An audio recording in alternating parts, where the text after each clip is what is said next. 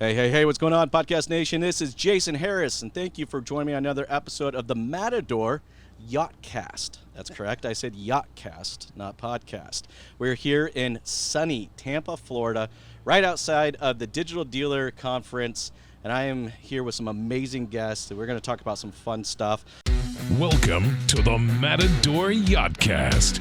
Tune in for everything you need to know to stay in the know regarding the automotive industry. Here's your host, Jason Harris. I have the one, the only, the awesome Steve Apicella. You got it. Yes, I got it. I got Erin Zaborac with me, and I have Michael Lefthand. Guys, thank you so much for taking the time to jam with me. No problem. Great to be here. Thank you. We're on a boat. We're on a boat. Yeah. Yes. You know, I've done podcasts in a lot of cool places. I've done trains, planes, a lot of automobiles. And when we were heading down here, I was like, you know what?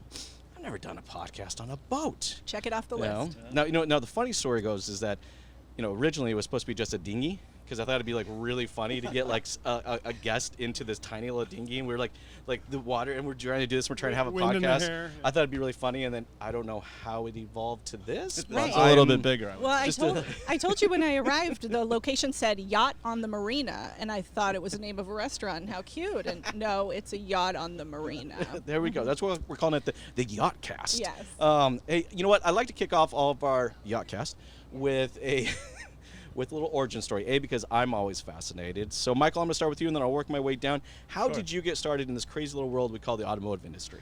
Well, I went to college and I graduated in 4 years, surprisingly. And I was a communications major, and I did not know what I wanted to do with myself, because it's a very broad major. Spent a lot of money for that broad major. And my buddy was in the car business. He was a manager at a dealership in my town, and he's like, "Why don't you just come over here, check out the BDC?" And he needed some help, and that was it. I started as a BDC agent, and it was nice and close to home. I mean, I live in a town with a lot of car dealers, Yep. so it was. I guess I drove by them a lot and never realized they were even there. But it was. Very easy for me. I mean, I'm good at communicating. I went to school for it. And so, that's how it started. And I love the fact you stumbled into the business. We appreciate that. yeah, no problem. We're Anything glad, I could do. we're glad you got into it. And so, that was it. That's how I started in the BDC. That's where I've stayed in the dealership. Mm-hmm. I haven't done anything else but BDC, believe it or not. I became a manager 3 years into working, so I was started as a rep, which I kind of appreciate now, because when you manage people, they want, I think what people want is somebody who's done the job already. Yes. And that's me. I mean, I'm a rep for the people. In terms of pay plans and stuff like that, I get it, and It's tough. it's tough to manage, but I've been there, and I think my workers appreciate it, and I appreciate all the work that they do. Well, it's really hard to create that, what I call call culture. We talk a lot about sales culture, but there is something that happens in a well put together BDC. We call it call culture, and it's tough to get to that point, man. So, Yeah. So it's very cool. That's it. That's me. Erin, for yourself, how did you get started in the business? Yeah, you think you started young. I was 15 years old, and my aunt was a title clerk for a dealership, and they said, "Hey, we need some filing done. You want to come in for 2 weeks, do that?" So 27 years later, I am still in the industry. But so one of my favorite things to tell people is I have worked in pretty much every place in the dealership. I was a file clerk, a cashier, a receptionist. You want to know who's really running your store? It's your receptionist. Yes. Service department, I was a service writer. F&I, and that was late 90s, early 2000s. I got my degree, and I came back, and that was just when the internet was starting. And they said, "Hey, we're going to do this website and this business development center thing. There's an empty building. Just go take a computer and a phone over there, and if you could figure that out, that'd be great." So I did, and we did. And so I was the BDC manager for a 5-store group, accounted for about 15% of the total sales for the group. Unsold showroom, I'll tell you, the hardest job in the world is making cold calls, unsold showroom calls, internet phone ups. I did that for quite some time, and then I found my way to Synchro on our consulting team. So you're exactly right. Dealers want to work with who has done it before. Don't come in and tell me how to do things you've never done or tried. I'm not interested. Consulted for Nissan dealers and helped them get better. Now for Synchro, I work on our marketing team and our sales team and host monthly webinars to just share proven practices and help dealers get better, because if dealers don't sell more cars, nobody else here has a job. It's true. It's the gear that keeps the machine running, Yes. for sure. Steve, yourself, how did you get started in this crazy little world? It's a 30-minute show, and you guys sucked up all of it. Sorry about that. So you said there's 3 ways to get into the industry and 1 way to get out, right? Yeah, I'm pretty sure. So, the path to success is a squiggly line, is it not? I've always been a part of the dealer support community, a vendor. I started off as a service vendor and saw a vacancy between sales and service that I started a technology company, and we now deploy an app that helps connect the disconnected parts of that ownership journey after the point of sale. That's awesome. And you know what? I think that's a good segue into kind of what we're going to talk about today. We're going to talk about that customer journey. And I think, as an industry, we spend so much time talking about the inquiry, and the consideration, and then how do we get them to purchase.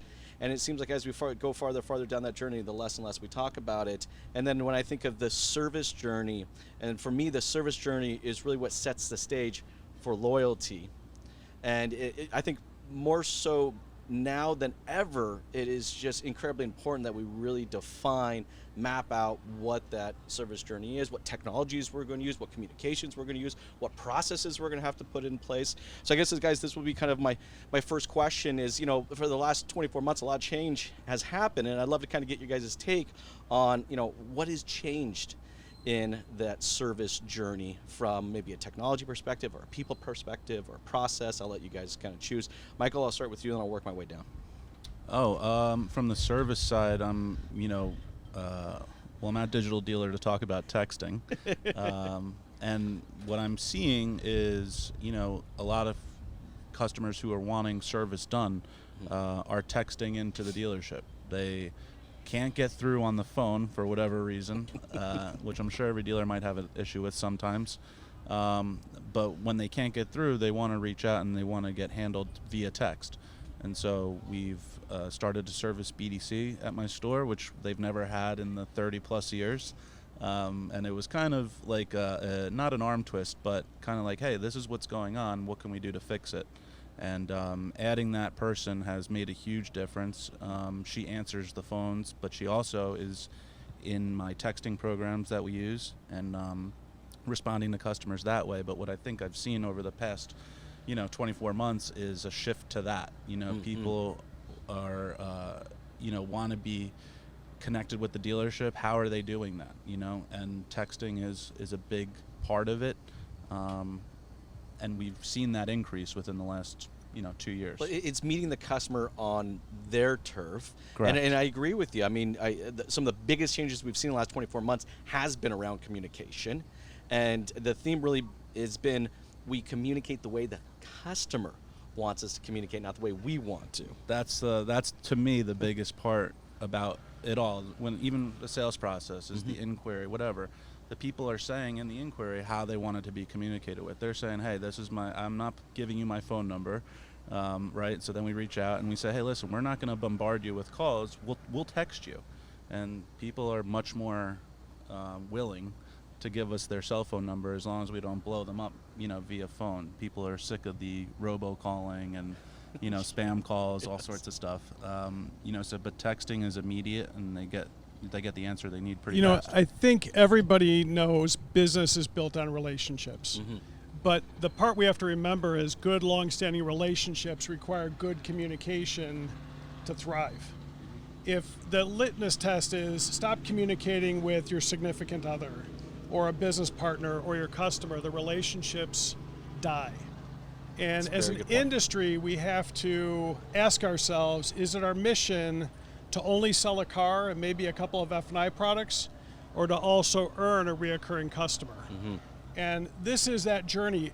Actions and processes speak louder than words. Everybody will say the reoccurring customer is what we desire. What are we doing to earn that? And communication's a big part of that. And I think a lot of that has to do with the process. And Erin, I know that's really kind of your big forte. You know, what do you think has changed, or what needs to still change? You know. Yeah, I think a service BDC is fantastic, and not very many stores across the country have one. Mm-hmm. And think about, once you develop those processes for after the sale, setting that first oil change appointment, we want our salesperson to schedule it. How often does that actually happen? So how many of those oil changes are we losing to Jiffy Lube? Where if you can get that customer in your shop one time, you can get them in a second and third. So developing the processes, not just for the sale, but for the ongoing maintenance. One of the best processes you can set with a service BDC is surrounding declined services. Mm-hmm. So if you have an op code on your RO for declined services, once the customer says no, how many months down the road is that customer thinking, that's still making that noise, wish I would have handled that? And if somebody gives them a call or sends a text, hey, I know it wasn't the right time, we've got 10% off right now, can you pick some of that up? So it's not just saying, yeah, we're going to have somebody call, we're going to have somebody text. It's making sure you have long-term processes in place to support the business, to make sure you're supporting your reps too with the process, so they know what they're doing. 100%. I mean, I think, you know, what, the last 4 months have shown us a lot of things. It's shown us a lot in communications, but I think it's really shown us that, you know, the process really is what defines that customer experience, you know, and that service part of your journey is so incredibly important to get to that place of loyalty. And it's those processes that really solidify, you know, my loyalty with a dealership. Yeah, if I'm a dealer, if I'm a service manager, I want everybody knowing this is how we handle our customers. This is the customer experience. It's not how does Joan want to talk to him? What does Martin want to say? These names are coming out of my head, Joan and Martin. This is my process for my store, and you're going to follow it because this is what's best for the customer. 100%. I'd actually kind of like to go maybe even a little farther with the kind of that people theme, right? Because I'd kind of like to get your guys' kind of thoughts on you know, we've talked a lot about how the technology has changed, you know, or because a customer demands it. We've talked a lot about how the process needs to change. You know, I feel like the people fundamentally, you know, who we're hiring, how we're hiring, and what we're looking for in them has changed. I'd love to kind of get your takes on it. Steve, I'll start with you and I'll work my way down. You know, I think one of the things that we need to embrace as an industry, the difference between our perspective and the customer's perspective. When should retention begin? It should begin before the sale and continue throughout the customer's ownership journey together. The problem our industry has, our great industry, I think we're doing a lot of things well. Yes, I agree. But I think that we still have some missing pieces, is that sales and service are treated like two separate companies under one roof. We all know that, right? We smile, we giggle at it, we chuckle at it, but it's a problem because the customer feels that too. When a customer traditionally buys a car from a dealership, there is no introduction to service. After they buy the car, it feels like, okay, transaction and therefore relationship is over, and then somebody else picks up the pieces somewhere else down the way. 100%. We can refine the hell out of all the sales processes and all of the service processes, but until we fix the gap in between the two, we'll never really realize that total customer ownership journey, because that includes, or should include, before, during, and after the sale to the customer as one continuous experience, not separate pieces. That's a great point. Erin? Yeah, and it's not unique to just the in-person experience. It's the online experience as well. I think of how many websites are designed and the content is added. And then you say, hey, what about fix stops? And the marketing manager goes, yeah, I better get a hold of the Becomes service a footnote. manager. If you are a service manager and you are not heavily involved in managing the content for your department on your website, you're missing out. It does a lot of things. It not only, of course, informs the customer, let them schedule online, but give them the FAQs. What are those things your customers are calling and asking about?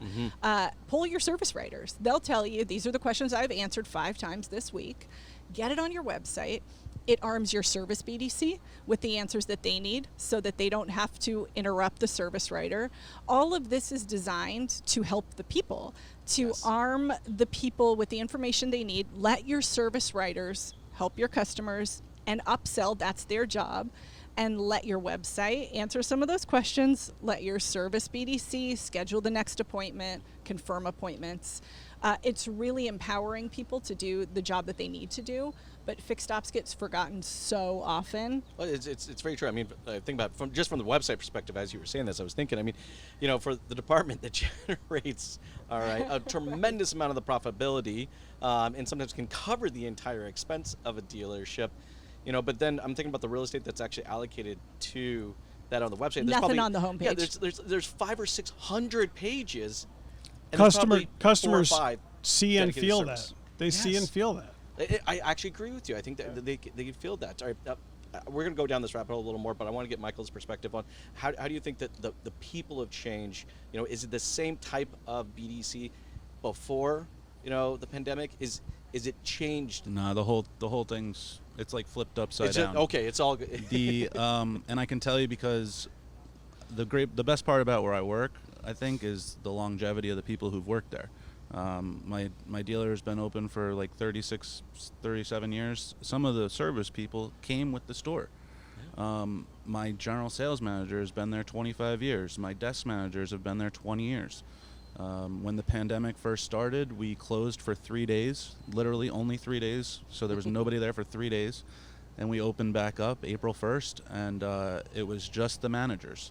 And I can tell you that my general sales manager was not prepared to do business the way we ended up doing it. We sold 97 cars that month, April, without a salesperson.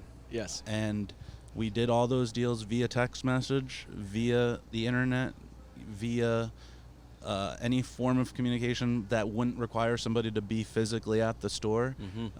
People were sending me pictures, and I'm still doing it now. People send us pictures of their license, front and back. I have them getting insurance. They're emailing me the binder. This is like, you know, my general sales manager's never conducted business this way.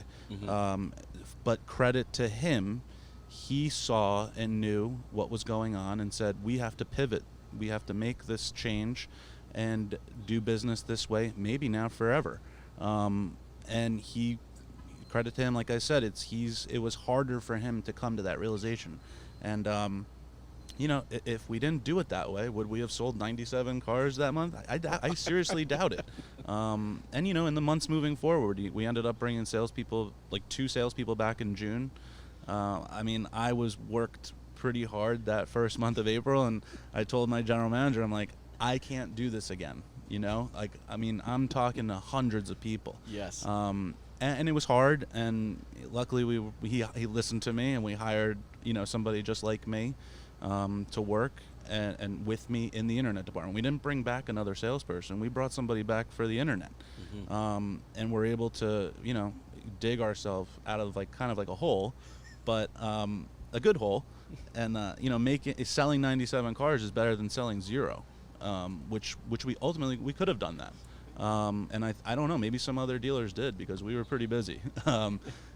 I just feel like that was a big change for us, and it was something I think we handled pretty well, considering. And yeah, I think from the whole thing's changed. Yeah, the whole people thing's have definitely changed, and I think because we've seen what we can do with less, I think our processes are tightening up. I think our communication efforts are tightening up. But I do want to get back to kind of everyone you were talking about, Steve, you had mentioned as well, is kind of about the website, because I actually feel like that is the place that hasn't tightened up yet. Where like we've tightened up our processes with our people and our systems and our technologies, but the websites are still the same as they were before. And they're still getting paid the same. They're still getting paid the same, and it's just like, and I mean, I'd love to kind of get your guys' kind of thoughts of, you know, what does that digital dealership look like for them? You know, that same rhetorical question I said earlier, is it the auto industry's mission to only sell a car and maybe a few F&I products, or to also earn a recurring customer? The website tells you. We're in the business of selling cars. That's what we're doing. And even though every dealer would tell you, no, we're in the business of the reoccurring customer and loyalty, but again, action and processes speak louder than words. Customers perceive this. And at the end of a transaction, that's my first impression. That's what I see, right? At the end of a transaction, even a digital one, like I love digital retailing. I think it just casts a wider net. right? That's what it's there for. Whether it's 3% of customers or 5%, you're casting a wider net. Why not, right? Digital transformation of any kind, whether it's text messaging or an advanced application, is not there to diminish the in-person engagement. It's there to enhance it. It's there to remove the pain points and connect the way people want to connect, so you improve the engagement with customers. I think the brick and mortar industry's resistance to digital transformation before the pandemic was, wait a minute, look at our building, look at how much we've spent here, look at our people, why would I want to invest in technology? But the pandemic forced people to take a sobering look at, no, the technology can help us do our job better. And that's important. Yeah, and absolutely. But I think you've got to start, as with everything, when you're looking at all the fanciness, the TikToks, all the new and the greatest, start with the organic first. Yeah, we'll get to paid. Even with Google, we'll get to paid. But if your SEO isn't in order, don't even look at it yet, because you're not even taking care of what's free. And when it comes to fixed ops, BTOB, if it's not on your website, you're doing it wrong. And 100%. OEMs are going to, a lot of them have requirements. You've got to have this stuff. Don't do the bare minimum. Add what the customer needs. And it's really working with your website vendor to make sure that you're feeding them the content. You've got to give them your service menu, and spoiler alert, you got to give them the prices to put up there. If I go to Jiffy Lube, I know how much it's going to cost me to get things done. If I can't find that information on your website, I assume it's more expensive. And oftentimes it's not. Depending on the service, it's not more expensive to get it done at the dealership. Nope. And customers would rather have that name brand associated with the car. So it's really working with your vendor, and then, yeah, absolutely reviewing the data. And I don't want to see the vendor's good news report. I don't want to see the report that says, because of us, you serviced 100 more cars. No, I want the Google Analytics behind it. And if your vendor is not providing you Google Analytics-based data, you need to start asking questions. Your website Great vendor. point. Absolutely. Absolutely. Michael, for yourself, like, how do you see the website? I mean, I just think it's the one place that just quite hasn't necessarily evolved. I mean, from the server side, I don't think there's enough real estate there.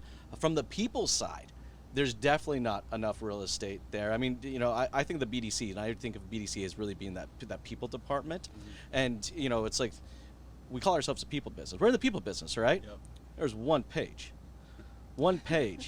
out of hundreds and hundreds of pages on a website that actually talks about the people. But anyways, I'll get off my soapbox. I want you to get on yours. How do you think that website needs to change, man? Oh man, I think I know for a fact I'm out of touch with the website, and what I mean by that is I'm the only one using the desktop, right? So I'm the only one because honestly, I'm sitting in front of a computer with 2 screens all day, yes. and I'm the one using the website the most, more than a consumer. But I'm using the actual desktop version of it. No one is doing that. I'm the only idiot. I'm the only one using it that way. So for me, I think the mobile experience on a website needs to be that. Ultimately, if I'm hearing from my website provider, which I'm not, I don't really talk to them enough, but they should be calling me. Hey, would you like to have a conversation after this podcast? Well, they should be calling me. They should be calling me and saying, hey, check out this new mobile website design. Because to me, that is where the experience is going. It's a first experience, yep. And the next, and it's literally setting the stage to connect with your BDC. Correct, exactly, and I have a button on there to text, right? So people can do that right away, right on my website. Congrats. And that's the, and we get a lot of people off of that. But I know they're on my website, but I know they're on their cell phone. And I know that because they're texting me.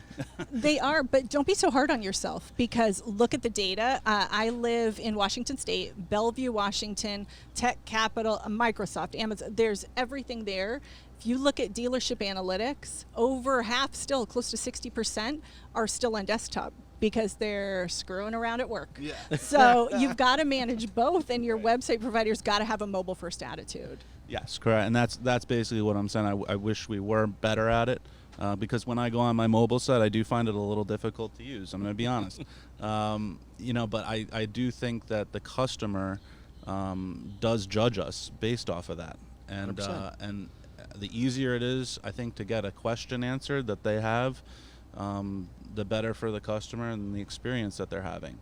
The idea of being able to get the right answer to the customer too right away is important. I think the website, obviously is where people go to try to get those questions answered, if that makes sense. No, 100%, 100%. Hey, guys, I know we're getting towards the tail end of our time, but I get to ask at least one more question before I let you guys go. We are here at Digital Dealer. I love coming to these conferences. Even as a dealer, I would come back with notebooks of things I wanted to put in place at my dealership. And I'd love to kind of get, maybe one thing that you guys hope anybody attending event or even events like this, all right, is taking back and putting into action at their dealership right now. What would be that one thing? I'll start with you, Steve, and I'll work my way down. I think, we are at Digital Dealer. One of the things that I think is obvious here, very consistent with our conversation, is take a look at the floor. And I'm a fan of Digital Dealer. If you haven't come to this, you should reconsider it. It's a great event. Is 98% of what's on the floor is about how to acquire a customer. So if we're really interested in that long-term relationship, we have to start investing in it. I hope to see more of that as we continue to grow. But these events, the educational forums that are here, I think are the first thing. The ability to hear, more than any other event, dealers are here, vendors are here, OEMs are here doing these speaking engagements. And the opportunity to collaborate together is a thing that I think is highly desired. Vendors have to work more closely with vendors. Dealers have to work more closely with vendors so that we produce the desired result at the end of the day. And I hope that collaboration is something to take home. I like that. It's a great one. Erin, for yourself? That's a really good one, the collaboration. But for me, and we heard about it in one of the panels earlier, April with Horn Automotive Group talked about get ready for Google Analytics 4. Whether you like it or not, here it comes. We have a date. And if you are not preparing your instance for with the right tags, with the right tracking, you're going to be behind the 8 ball. So you've got to get ahead of that. Make sure the vendors you're working with are ready for it as well. Those are questions you should be asking now. At Synchro, we have new reporting launching later this summer with some more Google tracking, because that's where it's at, is how to dealer groups especially. How do you look at all your storefronts? How do you look at it all in one place? Marketing managers across groups, you're the true heroes. You've got so much to do, but GA4 preparation, I think, is where everybody's head needs to be at. I definitely think in the next, now, and obviously next couple months, it's absolutely where their head is. Because GA4 takes such a different approach to analytics. It takes a very e-commerce approach and stage approach versus, in the past, analytics has always been from this point to lead submission. Now it's everything in between there is being tracked, and how we set up those conversions, how we set up the tracking is very, very different. Everything's so that's a great point. different. Great point. And you're going to be scared at first. You're going to see things go down, and you're going to think, what the heck happened? Well, because it's actually measuring engagement. Exactly. It's not necessarily, look, you're still getting the results, but now it's like it's a much better system to show what the engagement or the steps were to get those results. So I'm with you. That's a great one. Michael, for yourself? Well, as I mentioned, I'm here to talk about texting. Yes. Like going blue in the face. I love texting. I think for me and for I'm in the trenches still working at the dealership, so for me it's a little different. I can tell you that over the course of the last 24 months, the only thing that's changed in my store is texting. And from that, we've sold a lot of cars. Growing at a rate that my service department can't keep up with, which is why we've bought some land and we're going to be making a new service center. That's awesome.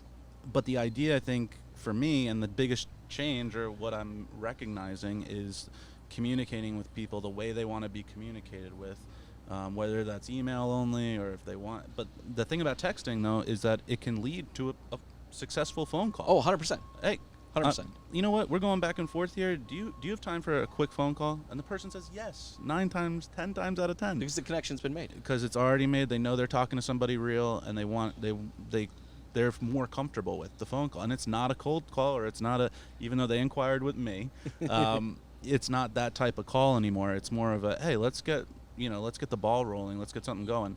And they can do that, via starting with the text and maybe leading to a phone call and then, leading to a sale. And I think I only see it growing. You know, I only see 100%. this side of it growing. And I've been in the BDC for 16 years, I know, sadly. But the reason I'm in it is because it's constantly changing. Where was this 4 years ago? I mean, why wasn't I doing this, you know? And as the time goes on, over the 16 years, you can point out to things and say, oh, I remember that. I remember when we changed. And that we're doing that right now. We're pointing at it and we're saying, hey, here we are. We're making a change. It's going to be different moving forward. And that excites me.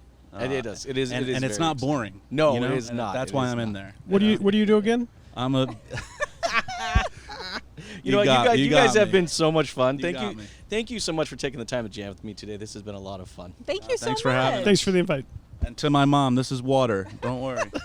Thanks for tuning in to the Matador Yachtcast with your host, Jason Harris. Don't want to miss new content? Be sure to check out the full podcast library at matador.ai to stay in the know. Remember to like, comment, and subscribe. Happy podcasting.